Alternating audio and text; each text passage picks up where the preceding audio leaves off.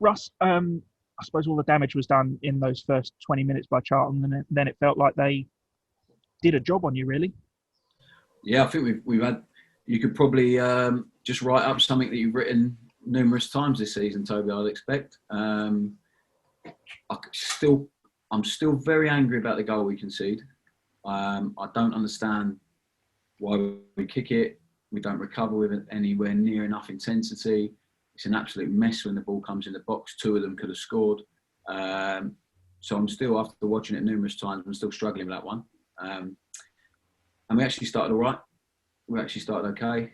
And then again, we're 1-0 down against a team full of experience, full of men, professionals who have played a long time, know what it takes to grind out a win. And whilst being really dominant, really dominant, we never really looked threatening enough. They paid us in a good way for them, and I don't mean it's disrespectful, and I'm not. I think they're a good team, and I really like the manager and the staff. They played us very little respect in the first half in terms of played really hard at the pitch, stopped us doing what we wanted to do, and we didn't threaten that enough. We didn't show our teeth enough at all. And second half a little bit better. We got into really good positions a lot, especially out wide.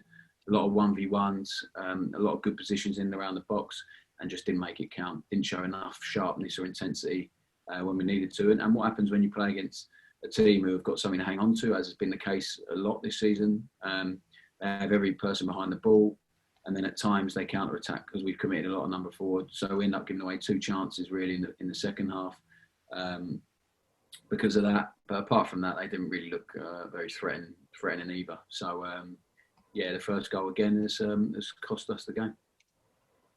It felt like they just shut down on the likes of Ben Gladwin and Scott Fraser and just stopped you from really getting anything going. Yeah, they showed real discipline, real aggression, real intensity to stop Scott in particular. But we have to.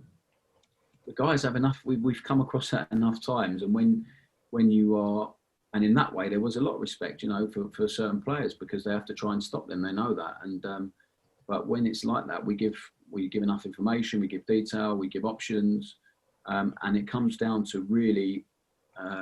It's something we spoke about in the week as well, which is frustrating, but about dominating your opponent and having enough intensity and enough intelligence to be able to find a way to get the better of that opponent. And it might be one action in a game that's really, really important. And we just didn't do that enough tonight. We didn't do that enough. So it's frustrating. It's frustrating for me. I think we knew that we have a couple of new players. Hopefully we'll have a few more before the end of next week. So we know it's evolving. It's a lot of change. I told you change I would have loved to have done in the summer, but it's important we do it now. Otherwise it's going to be tough second half of the season. So we know that that's going to take a lot of work and it's going to take a few weeks to settle in. But whilst we're doing that, we've got enough players who have been involved in all the work, enough big players to carry the other guys through. So some really positive signs from Harry tonight. I was really impressed with some of the parts of his performance. And the same with Matt O'Reilly. He just needs games, and Harry just needs detail and work with us and the team. So there's lots of positives. There's no doubt about it. But I'm really disappointed with conceding the goal that we did and losing the game. Even though you've hit the woodwork, there weren't a huge number of clear-cut chances, I don't think. But what do you think that came down to? Was that just Charlton just shutting everything down for you? Yeah, there wasn't enough. There wasn't clear-cut chances really either way. I mean, they had the one really clear-cut one in the second half, and he put it over the bar. The other one, Fish snuffed out. As I said, Toby, we got there so many times, and then there's too much anxiety because we're losing. Wasn't enough sharpness or quality of movement or final ball in the final third, and that is why it's an area we're trying to improve still, and we spoke about numerous times. And it's frustrating because when we are good or when we're winning, the guys have less anxiety in that final third. They play with more freedom. They look more threatening. They believe in themselves more. When we are chasing a lead, when you get there, that anxiety builds. Things change a little bit. Small actions become really big ones in people's minds, and there's a bit more fear. The last action of the game being a really typical example of that, when Charlie does brilliant with movement and uses his body really well to get in behind, and then maybe another couple of touches before he can pick someone out. But we rushed it a little bit, and we don't get what we deserve. And I think probably that's been backed up statistically by some of the results, that we get there a lot and we don't quite do enough with it. So it's something we need to keep working on, keep improving, and try and add some help up at the top end as well. Harry Darling in particular, you have mentioned him, but I thought he fit in really well, and like you say, it just needs probably a little bit of fine tuning and adapting to the way you guys play. Yeah, of course he's going to need. That's such a big role for us in the middle of the back three, and we knew with the limited work we've been able to do the 2 days, most of it he'd done brilliantly. There's a lot of stuff that a few guys can really help him with on the pitch tonight, especially in the second half.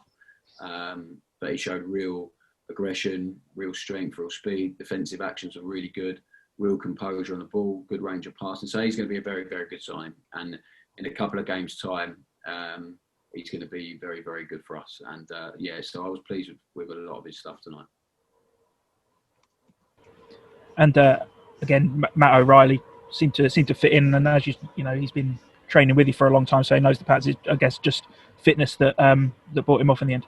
Yeah, and he had a couple of chances from outside the box, where he's probably one of the best strikers of a ball we've got at the club. We've seen over numerous times over the length of time he's been here training with us, and I think in a few games' time he probably walks off with a goal tonight, and but he's going to be excellent. And we said to him not to expect too much from himself initially as well, but it might take him a couple of games because he hasn't played for a very, very, very long time. And the intensity of a League One game is very different to the last few games he was playing at Fulham under 23s. So, it's going to take these guys a bit of time to get up to speed, but it's very exciting to have them here now, and they've both shown glimpses of what they can do. Given the way the two teams are in the league, I suppose your frustration shows where you feel the team should be, and how much progress that the side has made, that you're actually disappointed that you're losing to a team that's up in the playoffs. Yeah, I think it's where we find ourselves. I think we've shown in every game against whoever it is, we're really competitive against everyone. And first and foremost, we are hard to play against, I believe. We are hard to beat. The players give everything they've got, and they completely buy into what we do, which is fantastic. And I'm frustrated because I feel like we're chasing our tail from the start of the season still, when we didn't pick up enough points. Because if you look over the last however long, we should be sitting fairly comfortable in the top half and looking onwards and upwards. And at the minute, we're having to really fight and scrap to try and claw our way in there. So we've got some tough games coming up. But as I've said, on the whole, with the nucleus of the group we've got people coming back fit. Hopefully, a couple more additions to come in. There is a lot to be positive about in the second half of the season, a lot to look forward to. And I think it's a sign of how far we've come. The fact that we do show so much dominance in most of the games we play. And the fact we are disappointed when we lose against anyone. Hull here, we played brilliantly, lost, really frustrating. Lincoln the same. They're the only 2 games we lost there apart from tonight, and that's the top 2 in the league. So we have to get back on. We have to get back on it really quickly and bounce back very quickly. And on the whole, the players have done that whenever we've had a disappointing evening. And tonight, I do feel disappointed because I expected us to win. I expected us to get a result with what they've been doing recently and the expectation I have for these players now. Not much of a better game to bounce back in, though, at the weekend, is it? No, I think that takes care of itself. We have to show more intensity than we did tonight, especially at the start of the game. We have to show more aggression. But it's one I'm really looking forward to. It's one the players will be looking forward to. We have to go there, put in performance. If we play like we did against them early on in the season, without conceding first, then we'll go there confident of winning the game. Obviously, January, so we have to ask the question. A lot of links to a former Dons fan favourite, Will Grigg, floating around in the rumour mill of late. Is there any truth to that at all? I think we're supposed to be signing him for the last 3 windows, Toby, since I've been here. So if you ask Steve Evans, he'll probably tell you more than me. So that's where we're at. We're involved in a lot of players at the moment. That's an area we want to strengthen. He's someone else's player, so I'm not going to talk about we all, individually. But at this minute in time, it's not one that I can see happening now. All right, thanks very much, Russ. No problem. Russ, a player that I thought played exceptionally well tonight, particularly in the attacking third, although didn't get to score, was Ethan Laird. He seems to have really settled into this team nicely. Yeah, I think he's got a lot more to come. I was actually disappointed with him in the final third tonight at times. I think he showed glimpses, but I think he's got a lot more to come. I think he's getting up to speed with the intensity of a League One games and what it's going to take. But he's shown real glimpses of outstanding ability. That the next test for Ethan is consistency and doing it on a consistent basis and really understanding what it's going to take to be a top player at this level, because he can be. There's no doubt about it, and he can be really exciting and really explosive, and really powerful. And tonight, I think and I said it to him as well at half time, I think he had more opportunities to do it and to be really aggressive with it, and sometimes chose the safer option, which is understandable and all that. But he's going to be a very, very good player for us. I've been really happy with him, really happy. And but we have to be honest with these guys, and we have to try and push them and push them to be better and better. And tonight, I hope he has a really big chance. And that's probably why I'm saying to you, I'm disappointed. It's the one big chance we have in the game, and he can't quite get there and convert, which is disappointing and unlucky. But yeah, he's shown glimpses, and he'll get better and better. There's no doubt about it. He's another one who's not had much work with us on the training pitch because of the games. And then when we did have a free bit of time, he was carrying an injury that he's just got over. So he'll get better and better, and he'll be great for us. And he had a bit of a coming together with Connor Washington in the game. How's he feeling after that? Yeah, I'm not sure I'd call it a coming together. I think the lads caught him near his throat, and somehow it's just a foul. But yeah, he's fine. He's fine. Excellent. Cheers, Russ.